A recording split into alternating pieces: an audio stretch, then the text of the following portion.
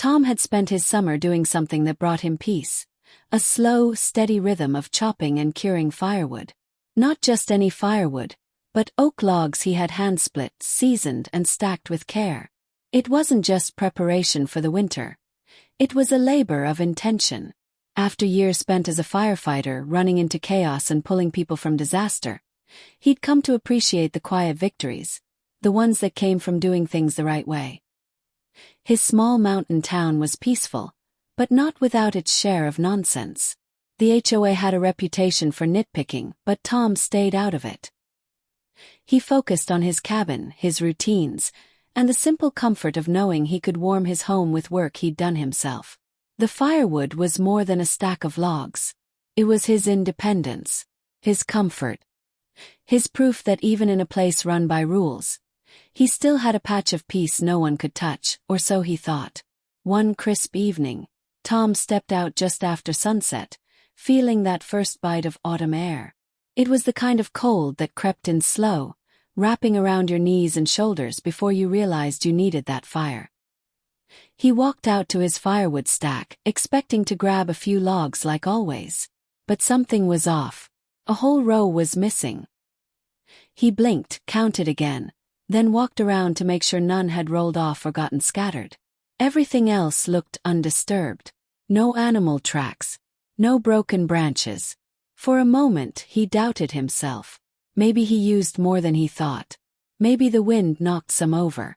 Still, a quiet voice in the back of his mind. It was the same instinct that once helped him spot signs of a fire before anyone else, told him this wasn't right. But he brushed it off. It was just firewood after all.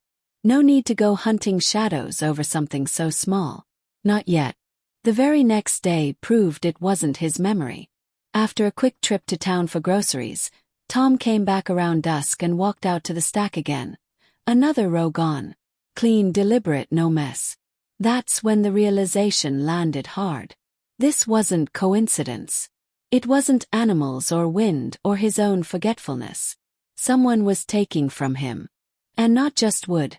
This was a violation of trust, of space, of boundaries that should have been respected. Tom wasn't quick to anger. He'd seen too much in life to jump at every injustice. But this hit a nerve.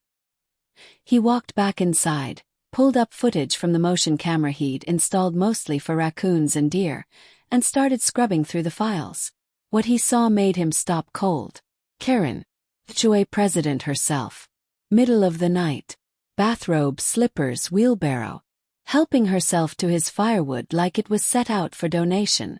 Watching her load it up with a smirk on her face didn't just make him angry. It made him realize something deeper. Some people truly believe the rules don't apply to them. Tom waited a couple more nights. Watched her do it again. No shame, no hesitation.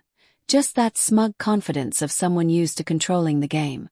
So that Friday morning he walked to her door. Not to fight but to ask. Maybe there was a misunderstanding. Maybe she thought it was up for grabs. But when she opened the door, arms crossed, expression stiff, she didn't even try to deny it. "It's on the easement," she said flatly. "And as HOA president, I can redistribute resources during emergencies." "Emergency," she said. Her outdoor heater failed during a party, so she just took his wood. Tom stood there blinking. She waved him off, called him petty and said, "You've got plenty." That moment didn't break him, but it shifted something inside. He saw her clearly then, not as a neighbor but as someone who had built her whole sense of power on the idea that no one would push back. And Tom decided he wasn't going to yell, argue, or even try to reason. He was just going to let her dig her own hole, and give her the shovel to do it. That night, Tom went out to his shed and pulled out a few old rotting logs he'd been saving for kindling. He got to work. His hands moved with the muscle memory of a man who once used tools for rescue. But now he was crafting something different. Hollowed logs, reinforced with mesh, packed with sealed pouches of sugar water and a chemical mix of pheromones. He drilled escape holes, careful and precise.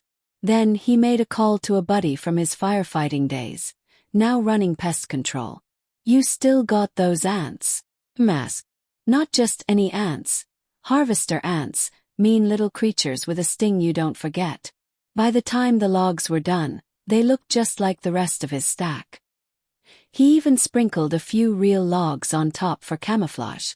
Then he placed them out at the edge of the yard with a hand-painted sign. "Free firewood, take what you need." It wasn't about revenge.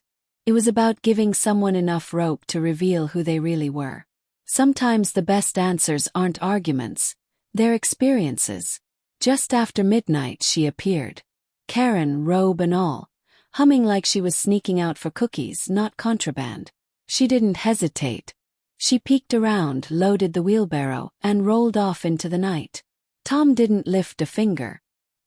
He sat in his chair, tea in hand, watching the camera feed with quiet satisfaction. This wasn't about hurting anyone. This was about a principle. He didn't go looking for trouble. Trouble came to him. And now it was carrying a cart full of six-legged karma. That kind of calm. The kind that comes from knowing you've done everything right and don't need to lift a finger to prove it. That was worth more than any fine or fight. He whispered, "Enjoy the warmth, Karen," and shut the feed down. He didn't need to see the fire burn. He already knew what was going to happen when it did. Saturday evening came with its usual pageantry. Karen's backyard filled with lawn chairs, rose wine, and HOA elites trying to outdo one another with tales of how to improve the community. Tom, meanwhile, tuned into the camera feed. He watched her set the logs with pride, like a queen lighting her own coronation torch. First it all seemed ordinary. Laughter, wine, clinking glasses. But he knew better. Within 20 minutes, the fire reached its core. The sugar pouches heated up. The pheromones released. The ants woke and then they surged.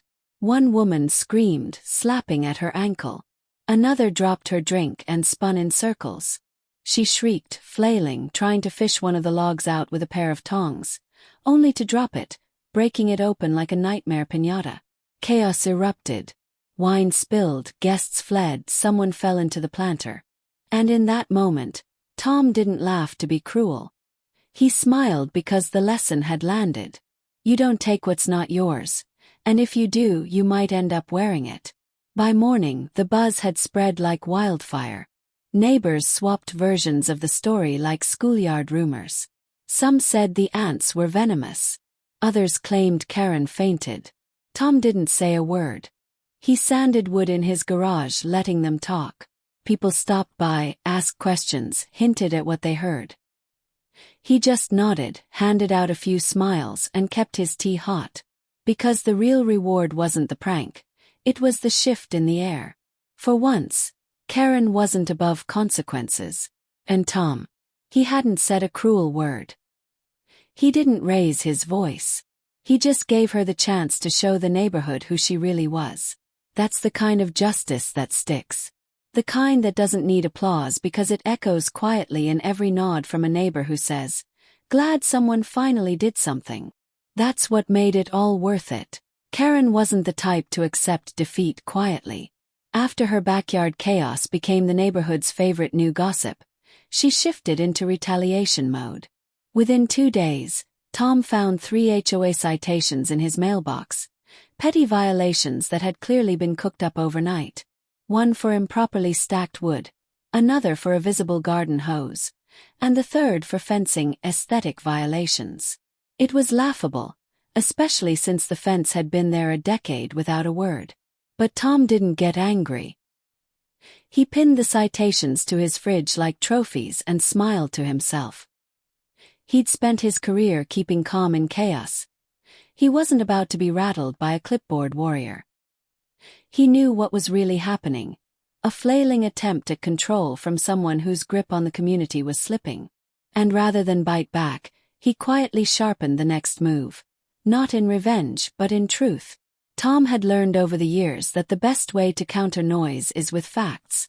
So he gathered everything. Security footage of Karen stealing the logs, multiple angles, time-stamped and clear as daylight. He printed out the zoning survey showing his stack was fully within his property. He even contacted the pest control service for a written statement confirming Karen requested emergency service after the ant incident. Not before. With it all packaged neatly into a folder, Tom didn't boast or tell anyone. He waited. And when the neighborhood buzzed with rumors of an emergency HOA meeting, called by Karen, he knew his moment had arrived. She wasn't seeking fairness, she was launching a smear campaign. But what she didn't expect was that Tom had already prepared the truth. No drama. No outburst. Just calm, quiet, undeniable evidence of who had really crossed the line. The HOA meeting had all the tension of a courtroom, minus the gavel. Karen stood confidently at the front, a slideshow of her damaged cushions and blurry aunt photos projected behind her like she was presenting a case to Congress. She never said Tom's name at first, only hinted. But the room already knew. As she wrapped up with a dramatic call for action, Tom rose from his seat, manila folder in hand. He walked to the front, inserted his USB drive, and let the footage roll. The room went silent. There she was night after night, taking wood in her robe and slippers. Gasps filled the air. Karen tried to interject, but it was too late. He calmly laid out the survey, the pest report, and said, she wasn't worried about ants until they came out of logs she stole. The room had shifted. Not with outrage, but with clarity. Karen, once the enforcer, now stood exposed. No one applauded. No one needed to. The silence was the verdict. Karen didn't retreat, she festered. Within days, Tom's mailbox was damaged, and another citation was jammed inside, accusing him of wildlife attractants, a weak attempt to blame him for the ants. Another letter followed, claiming his bushes were invading shared property, even though he measured and confirmed they were well within bounds. It wasn't enforcement anymore, it was a vendetta. But this time Tom wasn't just defending. He was investigating. He pulled old maps and survey records and found something Karen had probably hoped no one would notice. Her fence extended nearly 10 feet onto his land. It wasn't a mistake. It was a quiet land grab, and she'd been getting away with it for years.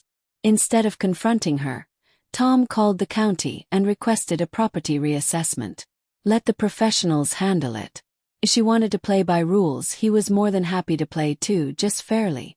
The inspector arrived with a tape measure and clipboard, ready to check the complaint. Tom showed him the records, and within minutes, the truth was clear. Karen's fence was far past the boundary. As if on cue, she stormed over mid-inspection, voice sharp and phone in hand, demanding to know what was happening. But the inspector didn't flinch. He explained the violation, the lack of permits, and told her she had 14 days to remove the encroaching structure, or face a fine. She sputtered, threatened legal action, and called it an invasion, but the law didn't care about drama. 2 days later, a fence crew showed up and began disassembling the unauthorized stretch of wood, revealing the clutter Karen had hidden for years. Broken patio tiles, trash bins, empty wine bottles. Her secrets now in full view of every neighbor. Tom watched from his porch, saying nothing. This wasn't revenge. It was resolution. With the fence gone and Karen's reputation in tatters, the neighborhood began to breathe again. The passive-aggressive emails stopped. The early morning patrols vanished. Neighbors who once avoided eye contact started waving, chatting, and reconnecting. Tom didn't need to say a word. His quiet stand had spoken for him. People brought casseroles, shook his hand, and thanked him for doing what they couldn't. Karen, still clinging to her crumbling position, tried to rally support with more meetings, but few showed up. The board was dissolving under her, and her reign of nitpicking was collapsing one complaint at a time. She had forgotten a key truth many in that neighborhood had lived by for decades. Leadership isn't about control, it's about respect. And the moment she lost that, she lost everything. Tom had become a quiet symbol of what happens when you stand your ground with dignity. To mark the change, Tom hosted a small gathering in his yard. Nothing fancy, just fold-out chairs, good snacks, and better company. People came, laughed, shared their own Karen stories. And for the first time in years, the air felt light. As the fire pit crackled with real logs, no tricks this time, Tom tossed in a single carved piece with the words glowing faintly in the light. Next time it's bees. The crowd roared. It wasn't a threat, It was a shared joke, a final chapter to a saga that had taught everyone something. Not just about standing up to bullies, but about how power fades when people stick together. And Tom. He didn't need a title or a vote. He had earned something better. His peace, his respect, and the laughter of neighbors who had finally found their voice again. And so, in a town where one woman tried to rule with rules, one man stood quietly with principle. Not with fists, not with fury, but with patience, preparation, and just enough humor to turn frustration into freedom. What started as a stolen log became a symbol of something much bigger. Of boundaries worth defending, of communities worth protecting, and of the power that comes when people say enough without ever raising their voice. Because the real lesson here isn't about ants or fences or firewood. It's about respect. It's about remembering that no matter your age, your title, or your turf, you never get to take what doesn't belong to you. And if you try, well, you might just get a log full of karma. Sometimes justice comes not with noise, but with a spark, a laugh, and the quiet crackle of a fire built the right way, with your own 2 hands.